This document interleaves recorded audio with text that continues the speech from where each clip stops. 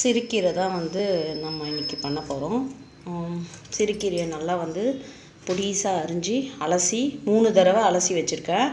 நல்லா நிறைய தண்ணியில் போட்டு 3 தடவை அலசி வச்சிடணும். வெங்காயம், தக்காளி, பூண்டு, பருப்பு வேக வச்சு வச்சுருக்கேன். நான் வந்து குக்கரில் தான் மோஸ்ட்லி பண்ணுவேன். உங்களுக்காக இந்த மாதிரி பண்ணி காட்டுறேன். இது கொஞ்சம் டிஃப்ரெண்ட்டாகவும் இருக்கும், டேஸ்ட்டும் கொஞ்சம் டிஃபர் ஆகும். குக்கரில் பண்ணுறத விட பருப்பு வேக வச்சு கீரையை தனியாக இது பண்ணி பண்ணும்போது அது டேஸ்ட் வேறு மாதிரி இருக்கும். வாங்க பார்க்கலாம்.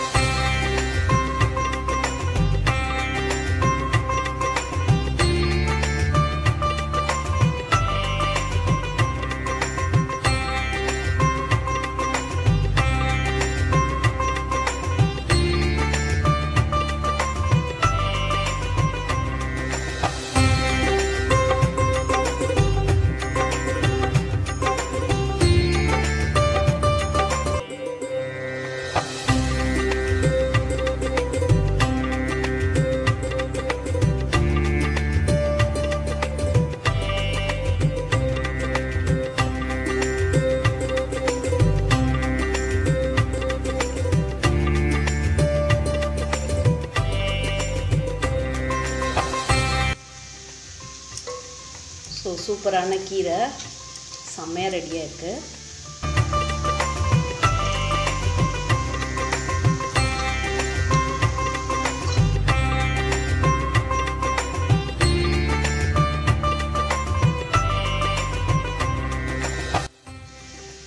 இந்த கீரை ரெசிபி உங்களுக்கு பிடிச்சிருக்கோன்னு நினைக்கிறேன். ஒரு லைக் கொடுத்துட்டு நம்ம சேனலை சப்போர்ட் பண்ணணுன்னு கேட்டுக்கிறேன்.